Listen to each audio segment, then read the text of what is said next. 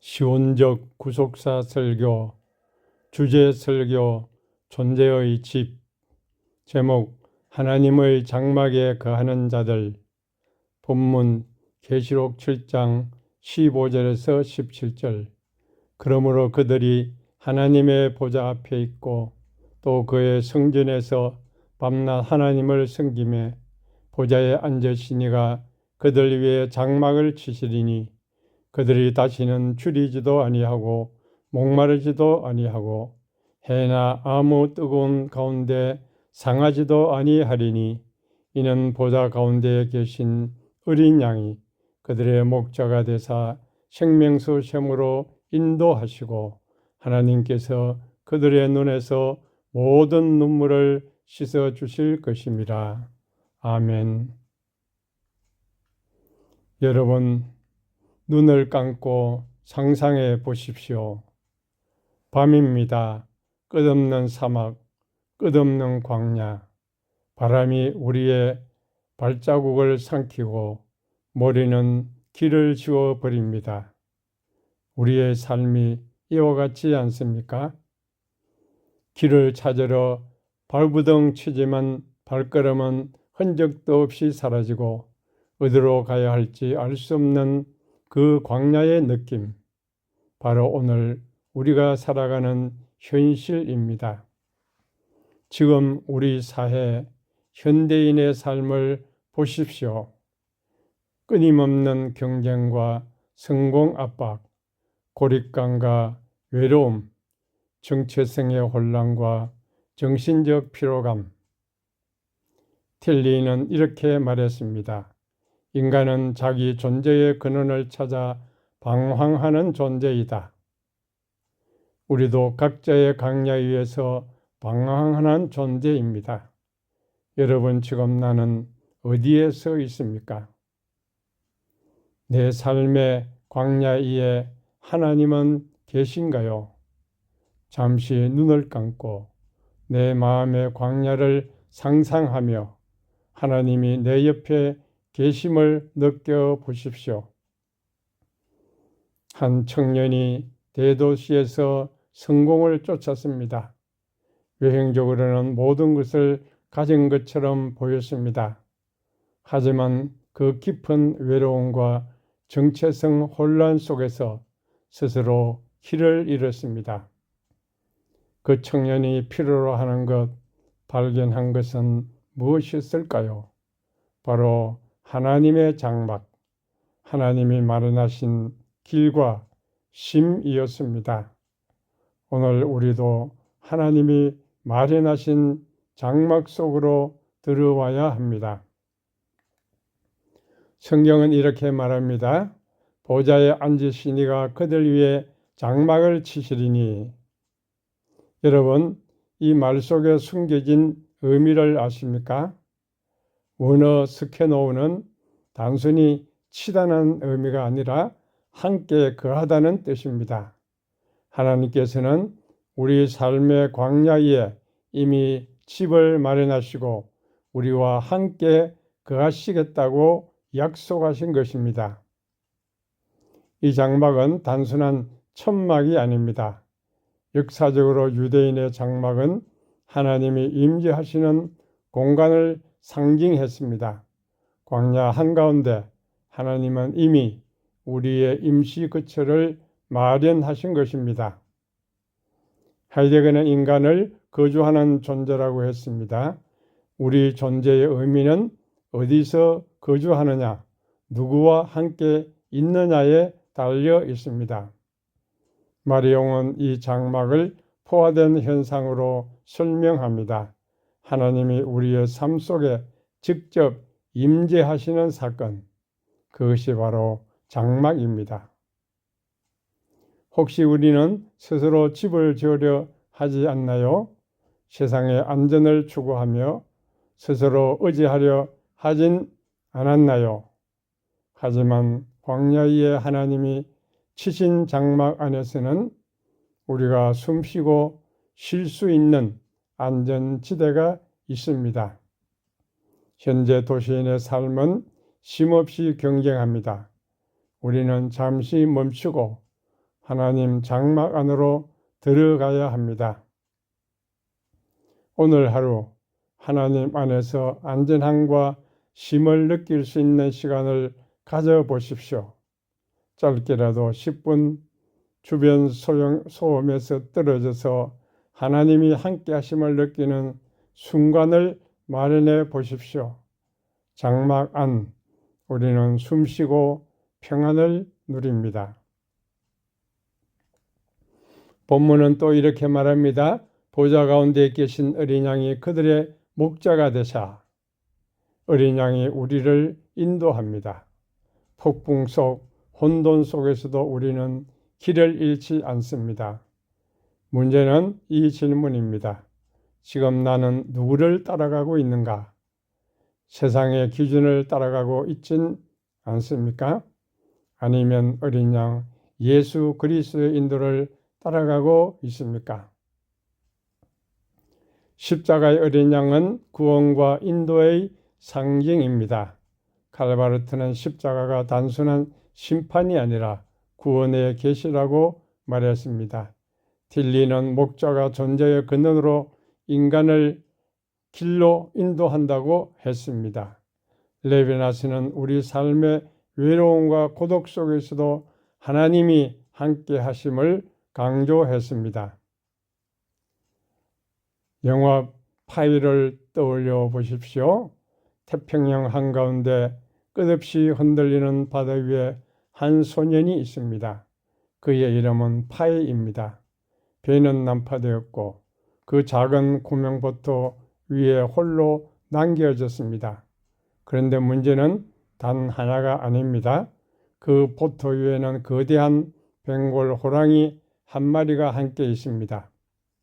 폭풍화가 몰아치고 방향도 잃은 채 포류하고 있는 그 순간 파이에게 가장 두려운 존재는 바다가 아니라 바로 그 호랑이였습니다.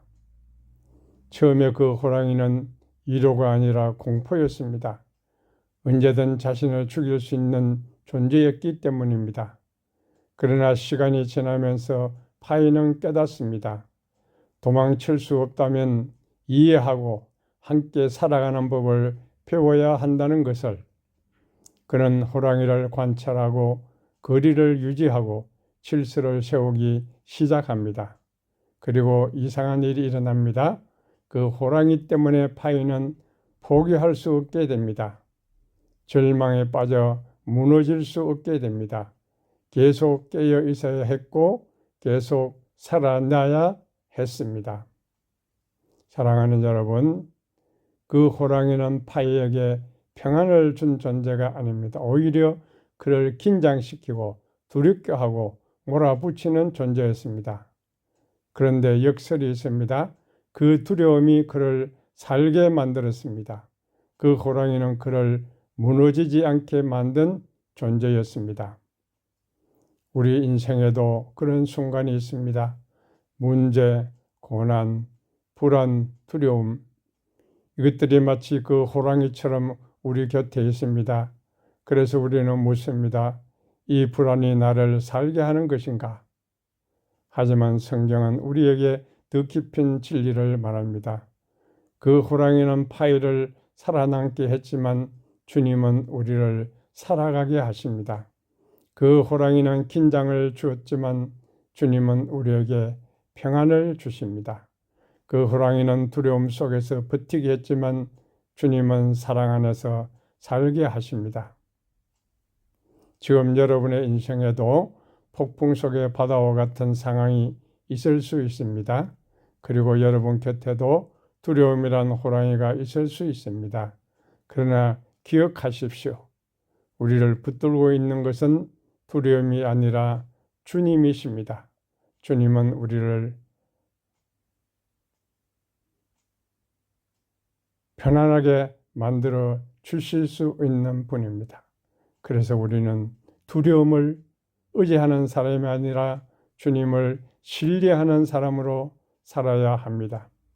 영화 속 그 호랑이가 파이의 길잡이가 되어 생존할 수 있었던 것처럼 우리 인생에도 혼돈과 두려움 속에서 의지할 수 있는 존재가 필요합니다. 그분이 바로 예수 그리스도입니다. 우리 삶의 어린 양, 우리의 목자이자 안전한 길로 인도하실 분입니다. 세상의 기준이나 자신의 힘만으로 폭풍우를 헤쳐 나가려 할 때 우리는 쉽게 길을 잃고 절망에 빠집니다. 하지만 어린 양을 따라가면 폭풍 속에서도 길을 잃지 않고 혼동 속에서도 방향을 알 수 있습니다. 여러분, 오늘 하루 나는 누구를 따라가고 있는지 스스로 질문해 보십시오. 세상의 기준이 아닌 하나님이 주신 인도를 따라 걷는 훈련을 시작해 보십시오. 작은 선택에서라도 어린 양의 길을 선택하시면 됩니다. 성경은 계속해서 말합니다. 그들을 생명수 샘으로 인도하시고, 여러분, 우리 영혼은 목마릅니다. 우리는 돈, 성공, 인정으로 채우려 하지만 그것은 잠시입니다. 영혼을 만족시킬 수 있는 단 한 분, 그분은 하나님이십니다. 생명수는 성령이며 영원한 생명을 상징합니다. 예수님께서 말씀하셨습니다. 내가 주는 물을 마시는 자는 영원히 목마르지 아니하리라. 틸리는 하나님을 존재의 근원으로 설명합니다. 과학적 비유를 들어보면 양자 중첩이나 파동, 입자, 이중성처럼 우리는 이해를 넘어서는 곳에서 하나님은 존재의 가능성을 열어주십니다. 광야에서 물을 찾아 헤매는 사람들을 생각해 보십시오. 끝없이 목마른 상태에서 물을 발견했을 때의 기쁨과 안도감처럼 하나님이 주시는 생명수는 우리 영혼을 채우고 목마름을 끝내줍니다. 오늘 하루 여러분 세상의 것으로 목마름을 채우려 하지 마십시오. 하나님과 직접 교제하며 말씀 묵상과 기도로 영혼의 물을 마셔 보십시오. 마지막으로 성경은 말합니다. 그들의 눈에서 모든 눈물을 씻어 주실 것입니다. 우리의 눈물, 우리의 아픔, 고통, 슬픔, 하나님은 다 알고 계십니다. 그리고 닦아 주십니다. 마리옹은 이 현상을 포화된 현상이라고 했습니다. 우리의 슬픔과 눈물 속에 하나님이 직접 임재하십니다. 오토는 이런 임재를 누미노자라고 표현했습니다. 신비롭고 직접적이며 경험되는 임재입니다. 재난 현장에서 사람들은 고통 속에서도 손을 내밀며 서로를 돕습니다. 우리의 눈물과 고통 속에서도 하나님은 손을 내밀어 닦아주십니다. 눈물은 회복과 관계의 신호입니다. 여러분, 오늘 하루 내 눈물과 슬픔을 하나님께 맡겨 보십시오. 혼자가 아님을 믿고 공동체 속에서 서로의 눈물을 함께 닦아주는 삶을 실천해 보십시오. 광야 위에 장막을 허락하십시오. 어린 양을 따라 걸으십시오. 생명수 샘에서 마시십시오. 눈물을 하나님께 맡기십시오. 여러분, 우리는 집의 주인이 아니라 하나님이 초대하신 거주자입니다. 우리의 삶은 하나님 안에서 안전하고 인도되며 충만하며 위로를 받을 수 있습니다. 여러분, 우리가 하루를 바쁘게 살다 보면 하나님과 연결이 점점 희미해집니다. 그래서 저는 한 가지 작은 습관을 권합니다. 매일 단 10분만이라도 눈을 감고 하나님께 집중하는 시간을 가지는 것입니다. 단 10분이라도 좋습니다. 짧은 시간 동안이라도 호흡을 가다듬고 오늘 하루 하나님과 함께 하셨음을 떠올리며 마음속으로 주님 지금 여기 계십니다고 고백하는 겁니다. 이 시간 동안 우리 마음은 광야에서도 하나님의 장막 안에 거하는 것처럼 안전하고 편안한 쉼을 경험하게 됩니다. 10분 매일 꾸준히 하나님과 교제를 경험하십시오. 작은 시간이지만 영혼에는 큰 힘이 됩니다. 두 번째 권면입니다. 여러분, 장막이라고 하면 성막이나 광야의 큰 청막을 떠올릴 수 있지만 여기서 장막은 우리의 삶 속 작은 공간을 말합니다. 책상 한 켠, 방 한 구석, 혹은 잠깐 앉아 숨고를 씻는 자리, 이런 것이 바로 여러분의 작은 장막이 될 수 있습니다. 그 안에서는 휴대폰을 잠시 끄고 세상의 소음에서 벗어나 하나님과 마주합니다. 세상이 아무리 요동쳐도 마음속 작은 장막에서는 하나님이 우리를 지켜주십니다. 여러분, 오늘 당장 작은 장막 하나를 만들어 보셔요. 하루에 단 몇 분이라도 하나님과 함께 숨쉬는 공간을 갖는 것, 이것이 바로 삶 속 장막입니다. 세 번째 권면입니다. 우리는 종종 슬픔과 고통을 혼자 감당하려 합니다. 하지만 하나님은 우리를 공동체 안에서 돌보십니다. 슬픔과 고통을 나눌 수 있는 친구, 형제, 자매, 믿음의 공동체를 찾으십시오. 마음속 이야기를 솔직히 나누고 눈물과 한숨을 함께 나누어 보십시오. 혼자가 아닙니다. 나의 약함과 고통을 나누는 순간 하나님의 위로가 우리 안에 흐릅니다. 고통을 공유하는 것이 곧 하나님께서 주시는 은혜와 평안을 경험하는 길입니다. 우리 삶의 장막 안에서 어린 양을 따라 걸으며 목마른 영혼의 생명수를 마시고 눈물까지 하나님께 맡기면서 공동체 안에서 서로를 세워주십시오. 하나님의 집은 이미 지어졌습니다. 우리는 들어가 숨쉬고 머무를 뿐입니다. 광야의 폭풍, 모마름과 눈물 속에도 하나님은 동행하십니다. 오늘 바로 하나님의 집으로 들어가십시오. 어린 양의 목소리를 따라 생명수 샘에서 마시고 눈물을 맡기십시오. 그들이 다시는 줄이지도 아니하며 목마르지도 아니하고.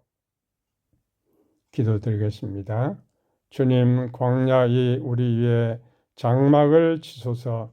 길을 잃을 때 어린 양의 목소리를 듣게 하소서. 목마른 영혼에 생명수를 부어주시고 우리 눈물의 강을 하나님의 손으로 닦아주소서. 우리가 두려움과 고립 속에서도 하나님의 집안에서 숨쉬고 머물며 살아가게 하소서. 예수 그리스도 이름으로 기도합니다. 아멘.